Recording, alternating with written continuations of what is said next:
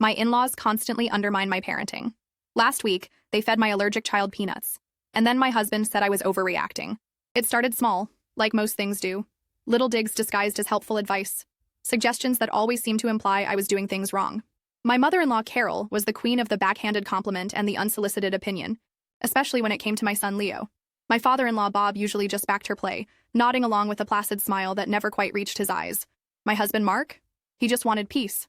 That's just Mom, he'd say with a sigh, shrugging off whatever latest boundary push had happened. She means well. Does she? I started asking myself that a lot, especially after Leo was born. He's 4 now, the absolute light of my life. But he came with a terrifying complication, a severe peanut allergy. Not just hives and Benadryl severe, anaphylaxis severe, EpiPen and ER severe. We found out the hard way when he was just over a year old, after a tiny accidental exposure at daycare that landed us in the pediatric ICU overnight. It was the most terrifying experience of my life. From that day forward, we were militant. No peanuts in the house. Reading every single label every single time, even on things you wouldn't expect. School forms filled out in triplicate, meetings, with teachers, emergency action plans plastered everywhere, and constant, exhausting vigilance. Anyone who watched Leo had to be trained on the EpiPen, understand the signs of a reaction, and know exactly what to do. It wasn't about being neurotic. It was about keeping my child alive. My parents got it immediately. My friends got it. Mark said he got it. But Carol and Bob? They acted like I was making it all up for attention, or at least exaggerating. Wildly. Oh, a little bit won't hurt him, Carol would wave dismissively when I'd remind her about cross-contamination risks before a family dinner at their place. We never worried about all this nonsense when Mark was little, and he turned out fine. Are you sure he hasn't grown out of it? Bob would chime in, trying to sound reasonable. Kids grow out of things. No, Bob, he hasn't, I'd say, forcing a tight smile. His allergist confirmed it's still very severe. We have to be extremely careful. They'd exchange that look, the one that said, "Here she goes again, the helicopter mom." Mark would usually try to smooth things over. "Mom, Dad, we just need to be careful, okay? It's serious." But his tone lacked the urgency, the gut-level fear that I lived with. He'd deliver the message, but without the conviction that might actually make them listen. So they wouldn't. They'd forget about the no peanut rule in their house. I'd find a bowl of peanut M&Ms on the coffee table during a visit, or see Bob eating a peanut butter sandwich right before wanting to hug Leo goodbye. Each time I'd have to intervene, politely but firmly, feeling like the killjoy, the difficult daughter-in-law. "Can't you just relax for 5 minutes?" Carol snapped at me once when I intercepted a cookie she was about to give Leo, asking if she was sure about the ingredients. It turned out the bakery couldn't guarantee it was peanut-free. She rolled her eyes dramatically. "It's just a cookie." "It could stop his breathing, Carol," I said, my voice shaking slightly. Mark stepped in then, pulling me aside. Okay, let's not make a scene. Mom, just maybe check with Sarah next time?"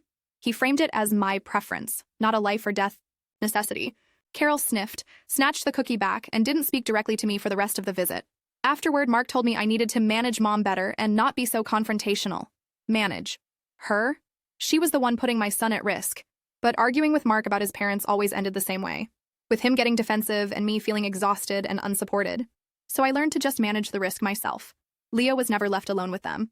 I hovered constantly during visits. I brought all his food and snacks. It was draining, but it felt like the only way. The undermining wasn't just about the allergy either. It was everything. My discipline methods were too soft. You need to show him who's boss. My feeding choices were too picky. Just give him the chicken nuggets for goodness sake. My attempts to limit screen time were met with eye rolls and whispered comments about how their grandkids, my sister-in-law's kids, watched tablets all the time and were perfectly fine. They'd give Leo sugary juice boxes right before dinner after I'd specifically asked them not to. They'd let him stay up way past his bedtime, then hand him back to me, wired and cranky, saying he just didn't want to sleep. Every single time, Mark would offer excuses. They're just happy to see him. They don't get to spoil him often. Don't sweat the small stuff. But it wasn't small stuff. It was a pattern of disrespect. A refusal to acknowledge me as Leo's mother, the one who makes the decisions about his care and well-being. And the allergy issue wasn't small stuff at all. It was the biggest stuff there was. Last Saturday felt different from the start. It was Bob's 70th birthday, and Carol was hosting a big family lunch at their house. My anxiety was already dialed. Up to 11. Their house was peanut minefield territory. I prepped Leo's lunchbox with safe foods. I packed 2 EpiPens, Benadryl, his inhaler, wipes for surfaces. I gave Mark the "please back me up" reminder talk on the way over. Yeah, I know, he said, sounding slightly irritated, like I was the problem for even bringing it up. Just try and have a good time, okay? It's Dad's birthday. When we arrived, the house was already full. Mark's sister Pam, her husband, and their 2 kids were there, along with some aunts and uncles. Carol was bustling around, flushed and playing hostess. "Sarah! Mark! Leo! Come in! Come in!" She greeted us, pulling Leo into a hug. I immediately scanned the food laid out on the dining table. Lots of foil-covered dishes. Unknown territory. "Carol, looks lovely," I said, trying to sound bright. "Just a reminder. Nothing with peanuts for Leo, please. He'll eat the food I brought." Yes, dear, I know," she said impatiently, waving a hand. "I was very careful. There's nothing with peanuts here." She leaned down to Leo. "Grandma, made some special cookies just for you. No nasty peanuts." My internal alarm bells started ringing. Special cookies? Why wouldn't she just let him eat the safe snacks I brought? "What kind of cookies?" I asked, trying to keep my voice light. "Oh, just some almond flour ones, totally safe," she beamed. Almond flour. Can be okay, but cross-contamination is a huge risk, especially if she also bakes with peanut products, which I knew she did. And totally safe, according to Carol, meant absolutely nothing. "Thanks, Carol. That's thoughtful," I said carefully. "But just to be safe, he'll stick with the snacks we brought. You know how tricky hidden ingredients can be." She stiffened almost imperceptibly. "Well, fine. More for the other grandkids, then." She turned away. Before I could say anything else, Mark shot me a look that clearly said, "See? You're already starting." I ignored him and steered Leo towards the living room where Pam's kids were playing. I tried to relax, I really did. I chatted with Mark's aunt, kept one eye glued to Leo, who was happily playing trucks with his cousins. I gave him his safe sandwich and apple slices from his lunchbox when everyone else started filling their plates. He ate sitting next to me on the sofa. Then Mark's uncle pulled me into a conversation about work. He's lovely but very chatty, and I got drawn in for maybe 10 minutes, glancing over at Leo periodically. He was still playing, seemed fine. Pam was nearby, supposedly keeping an eye on all the kids. Then I heard it. A cough. Not a normal cough, but a tight, wheezy sound that sent a jolt of pure ice through my veins. I whipped my head around. Leo was standing near the dining table, his face starting to get red. He coughed again, a horrible, croupy bark. I was across the room in seconds. "Leo? Honey, what's wrong? Did you eat something?" His eyes were wide with panic. He pointed towards the dessert section of the table, where a plate of Carol's special almond flour cookies sat next to a bowl of, was that trail mix? With peanuts and M&Ms plainly visible? "Cookie?" he gasped, scratching furiously at his neck where angry red hives were already starting to bloom. "Oh my God," I breathed. My vision tunneled. Training kicked in. "Mark, EpiPen, now!" I yelled, scooping Leo into my arms. His breathing was shallow, strained. Mark, bless him, reacted instantly that time, fumbling in the diaper bag I always kept stocked and ready. The chatter in the room died down. Everyone was staring. Carol rushed over. "What's wrong? What's happening?" "He ate one of your cookies, Carol," I snapped, my voice tight with terror as I fumbled with the EpiPen cap. "Or something. Did you put peanuts in those cookies?" "No, of course not," she insisted, looking flustered. "It was just almond flour. Maybe a little peanut butter for binding, just a tiny bit, for flavor. It shouldn't be enough to matter." Peanut butter. She used peanut butter, after I explicitly told her not to, after she assured me they were safe. A tiny bit. Enough to kill him. Rage, cold and terrifying, surged through me, but fear was stronger. "Mark, call 911, I shouted, pulling down Leo's pants. I positioned the EpiPen against his small thigh. "Okay, buddy, big poke, hold still," I murmured, my hands shaking. I pressed the trigger. The click echoed in the suddenly silent room. I held it there for the count of 10, tears blurring my vision. "Leo," cried out more from fear than pain. His breathing hitched, still raspy. Hives were spreading rapidly up his neck and face. His lips looked puffy. Mark was on the phone, relaying information, his voice strained. Bob stood frozen, pale and useless. Pam looked horrified, ushering her own kids away. Carol started wringing her hands. "Oh, I didn't think. I thought just a small smear wouldn't. Oh dear, is he going to be okay?" "Get away from him, Carol," I said, my voice low and deadly calm. I couldn't even look at her. All my focus was on Leo, cradling him, murmuring reassurances I didn't feel. "It's okay, baby, mommy's here. The ambulance is coming." The next few minutes were a blur of sirens, paramedics rushing in, questions, vitals checks, loading Leo onto a gurney. I climbed into the ambulance with him, clutching his small hand, never taking my eyes off his face. Mark said he'd follow, in the car. As the doors closed, I saw Carol start to cry, leaning against Bob. I felt nothing but cold fury. The ER was controlled chaos. Doctors, nurses, IV lines, oxygen mask, monitors beeping. Leo was scared, but stabilizing, thank God. The epinephrine had done its job quickly. They said they'd keep him for observation for several hours, maybe overnight. Standard procedure after anaphylaxis. I sat beside his little bed, stroking his hair, my body trembling with reaction now that the immediate crisis was over. The adrenaline dump left me shaky and nauseous. The image of Carol's face, admitting she'd used peanut butter for flavor, kept flashing in my mind. The casualness of it. The utter disregard for my son's life. Mark arrived about 20 minutes later, looking pale and stressed. He came over and put a hand on my shoulder. "How is he?" "He's stable," I said quietly, not looking at him. "They're keeping him for observation. He needed a second dose of epi in the ambulance and steroids now." "Oh, thank God," he breathed, relief washing over his face. He sat down heavily in the chair next to mine. We sat in silence for a few minutes. The only sounds the rhythmic beeping of the monitor and Leo's quiet, slightly raspy breaths. Then Mark cleared his throat. "Mom feels absolutely terrible, Sarah." I stiffened. "Here it comes." "Does she?" I asked, my voice flat. "Yeah, she's beside herself. She swears she didn't realize. She just forgot how sensitive he was." "Forgot?" My head snapped up, and I finally looked at him. "Forgot? Mark, we talk about it constantly." I reminded her, "This morning." She looked me in the eye and told me there were no peanuts in those cookies and then admitted she put peanut butter in them. Okay, I know," he said, holding up his hands placatingly. "But she didn't mean to hurt him. It was an accident.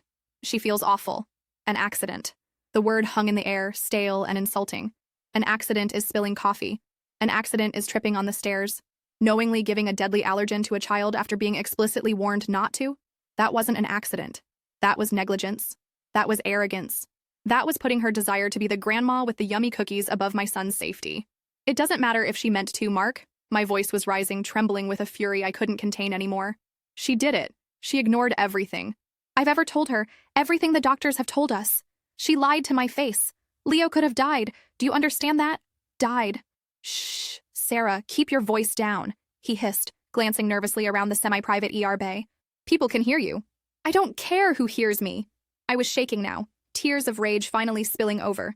"My son is lying in a hospital bed because your mother couldn't be bothered to listen, because she thinks she knows better than me, better than his doctors. And you're sitting here making excuses for her." "I'm not making excuses," he insisted, but his eyes wouldn't meet mine. "I'm just saying she's devastated. Dad said she was sobbing." "Good," I spat the word. "She should be devastated. Maybe now she'll finally understand how serious this is." He sighed, running a hand through his hair. That weary sigh I knew so well. The one that meant he was shutting down, retreating into his keep the peace at all costs mode. "Look, Sarah, it happened. Leo's okay now, that's the main thing. Can't we just try and move past this? She's learned her lesson." I stared at him, utterly dumbfounded. Move past this? Learned her lesson? He thought a few tears and some temporary guilt constituted learning a lesson, after years of dismissiveness, after nearly killing our child. And then he said it, the line that fractured something deep inside me. "You're kind of overreacting now, don't you think?" He's stable. Getting yourself this worked up isn't helping anyone. Overreacting. My son had anaphylaxis because his grandmother fed him poison, and my husband, the man who was supposed to be my partner, my support, Leo's protector alongside, me, thought I was overreacting. Something inside me didn't just break. It turned to ice. The heat of my anger cooled into a glacial calm. I looked at him, really looked at him, and saw not my husband but his mother's son. Weak. Conflict avoidant to the point of absurdity. Willing to sacrifice his own child's safety and his wife's sanity on the altar of not upsetting Mom. "Get out," I said, my voice devoid of inflection. "What?" He looked startled. "Get out." I pointed towards the door of the bay. "Go home. Go stay with your parents. I don't care. Just get away from me and get away from my son." "Sarah, come on," he started, trying to placate again. "Don't be like this. We're both upset." "No, Mark." I cut him off, the ice in my voice sharp enough to draw blood. "We are not both upset. I am upset because our child almost died due to your mother's negligence and arrogance. You seem primarily upset that I'm not immediately forgiving her and pretending this didn't happen. You think I'm overreacting? Fine. Go. Be with the people whose feelings apparently matter more than Leo's life." He stared at me, his mouth opening and closing like a fish. For maybe the first time, he seemed to realize I wasn't just having an emotional outburst. I was dead serious. "You don't mean that," he whispered. "Every word," I said coldly. "I need to focus on Leo right now. I can't do that while also managing your need to protect your mother from the consequences of her actions. Go." He hesitated, looked at Leo sleeping fitfully in the bed, then back at my stony face. He saw no give, no opening for his usual smoothing over tactics. Deflated, he stood up slowly. "Fine," he mumbled. "Call me when you're ready to be reasonable." He walked out, and as the curtain swished shut behind him, I didn't feel regret. I didn't feel sadness. All I felt was a profound, chilling clarity. I was finally seeing things exactly as they were. And I knew, with absolute certainty, that things could never go back to the way they were before. The people pleaser, the one who swallowed her concerns to keep the peace. She'd checked out somewhere between the EpiPen injection and Mark telling her she was overreacting. She wasn't coming back. Leo stirred, murmuring in his sleep. I leaned over, brushing his hair back from his forehead, whispering, "It's okay, baby. Mommy's here. Mommy will always keep you safe." And I meant it more fiercely than I'd ever meant anything in my life. They kept Leo overnight. Mark texted a few times. "How is he? Any update? Can I bring you anything?" I gave him short, factual updates about Leo but ignored the implicit questions about us. I didn't have the energy or the desire to engage. My focus was entirely on Leo. Seeing him hooked up to monitors, his face still slightly puffy, reinforced my resolve. This wasn't a minor spat. This was a fundamental breach of trust, not just by my mother-in-law, but by my husband. The next morning, Leo was much better. The doctors discharged us with instructions to follow up with his allergist and, of course, to remain vigilant. The drive home was quiet.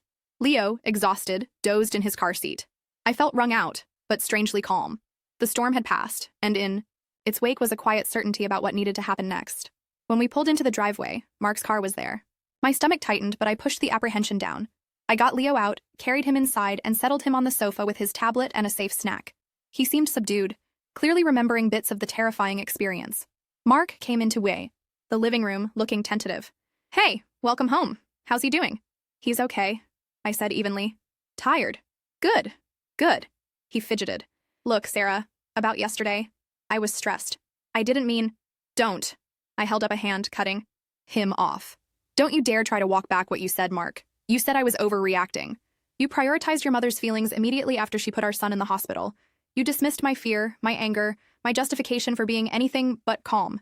You showed me exactly where your priorities lie." He flinched. "That's not fair. Of course Leo is my priority." "Is he?" I challenged, keeping my voice low but firm, mindful of Leo nearby, even if he seemed engrossed in his game. "Because your actions haven't shown that. For years, I've told you I was uncomfortable with how your parents disregard our rules, how Carol undermines my parenting, and you've brushed it off. Every single time. That's just Mom. She means well. Don't make waves. You enabled her, Mark. You taught her that her behavior had no consequences, and Saturday was the result." "I didn't enable her," he protested, color rising in his cheeks. "I told her about the allergy. Telling isn't enough when you follow it up with signals that it's okay to bend the rules. When you defend her afterward, when you tell me I'm the problem for being confrontational or overreacting, you've consistently shown both her and me that her comfort is more important than our family's rules or safety." He sank onto the armchair opposite me, looking defeated. "What do you want me to do, Sarah? Cut them off completely? Never see my parents again?" "What I want," I said, leaning forward slightly, "is for you to understand the gravity of what happened. What I need is for you to stand with me, unequivocally. What will happen is this. Leo will not be seeing your parents for the foreseeable future. Not until I am convinced, beyond a shadow of a doubt, that they understand the severity of his allergy and respect me as his mother. And that means no unsupervised visits ever. It means they don't bring food for him ever. It means if they ever pull a stunt like Saturday again, or undermine my rules in any significant way, visits stop completely, maybe permanently." "Sarah," he started, looking pained. "And Mark," I continued, meeting his gaze steadily, "that includes you. If you cannot support these boundaries, if you try to guilt me or minimize this, or make excuses for them again, then you and I have a much bigger problem. A problem that might require us living separately." The air crackled, with tension. The threat hung there, heavy and real. I wasn't bluffing. My child's safety, my own self-respect, they weren't negotiable anymore. He stared at me for a long moment, searching my face. He must have seen the absolute resolve there, the ice that hadn't melted. He looked over at Leo, watching him breathe, watching him play, seemingly oblivious but undoubtedly affected by the trauma. Finally, he took a deep breath and let it out slowly. "Okay," he said, his voice rough. "Okay, Sarah, I hear you." He paused, then added, looking genuinely ashamed for the first time, "And you're right. I messed up. Badly. I should have backed you up. Always. Especially with this. I was scared, I guess. Scared of the fight with them, scared of changing the dynamic. But that's no excuse. It wasn't a magic fix. It wasn't absolution. But it was a start. A crack in the wall of denial he'd built around his parents' behavior. "Okay," I repeated quietly. "Hearing it is one thing. Showing it is another. Your parents need to hear this from you, Mark, not just from me. They need to understand that these boundaries are coming from both of us and that you are 100% behind them." "I know," he nodded. "I'll talk to them. Today." And he did. I wasn't there for the conversation. I didn't need to be. But later that evening, he told me it was difficult. Apparently, Carol had cried, accused him of choosing me over her, tried the "it was just a little mistake" routine again. Bob had been quiet, looking grim. But Mark said he held firm. He laid out the new rules, the consequences for breaking them, and made it clear that Leo's safety was non-negotiable, and that undermining me was undermining him, too. He told them they needed to apologize, sincerely, not just sorry it happened, but sorry I was negligent and put Leo at risk. An apology attempt came via text from Carol a few days later. "So sorry about the scare with Leo, feel terrible, hope he's okay, love, Mom." It wasn't great. It lacked any real accountability. I showed it to Mark. "It's a start?" he offered weakly. "No," I said simply. "It's not good enough. It minimizes what happened down to a scare. It takes no responsibility. We ignore it." He looked uncomfortable but nodded. Okay. Weeks turned into months. We didn't see Carol and Bob. They called Mark, sometimes tearfully, sometimes sounding wounded and indignant. He kept the conversations brief, reiterated the boundaries, and refused to rug sweep. He suggested they attend an allergy awareness class or meet with Leo's allergist with us. They refused, insulted by the implication they needed educating. Mark and I started counseling. It was hard. We dredged up years of resentment, his ingrained family patterns, my tendency to avoid conflict until I exploded. We talked about the Saturday incident endlessly. His fear, my fear, his lapse in judgment, my feeling of utter betrayal. Slowly, painstakingly, we started rebuilding trust. He started actively listening, validating my feelings instead of dismissing them. He started using "we" when talking about decisions regarding Leo, even small ones. He began to understand that supporting me wasn't choosing sides. It was choosing our family unit. It wasn't a fairy tale transformation. There were setbacks, moments where he slipped back into old habits of thought, but he caught himself more, often than not. He started researching peanut allergies himself, reading articles, understanding the science behind anaphylaxis. He admitted he hadn't truly grasped the instantaneous, life-threatening potential before, relying too much on his parents' blasé attitude from his own childhood. Seeing Leo struggle to breathe had finally driven the reality home in a way my words never could. After about 6 months, Carol and Bob asked if they could see Leo. They said they'd found an online seminar about food allergies and watched it. They wanted to apologize in person.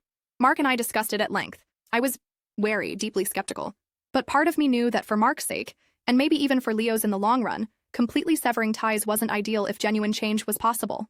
We agreed to a meeting on neutral ground at a park. No food involved.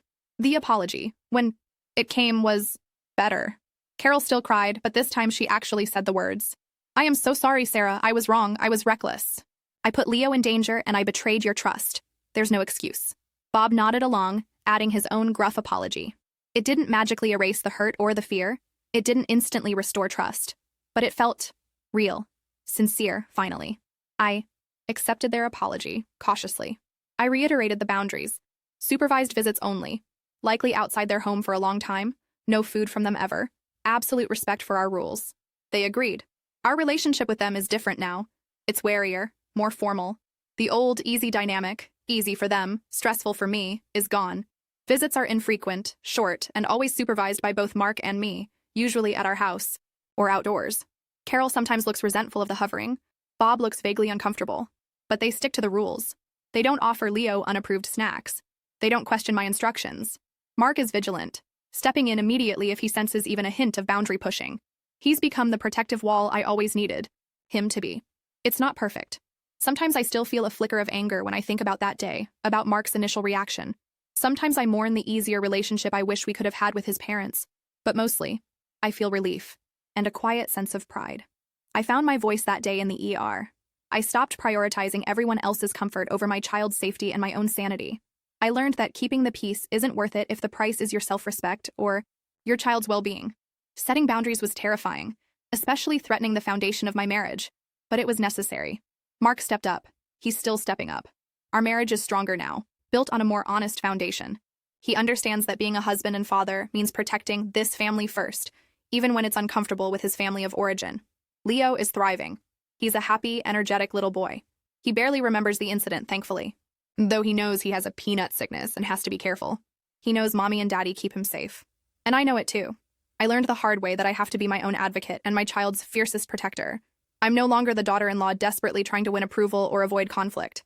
I'm the mother who knows her worth, trusts her instincts, and will never, ever let anyone make her feel like she's overreacting when her child's life is on the line. That cold clarity I felt in the hospital hasn't left me. It's not anger anymore. It's strength. And it feels pretty damn good.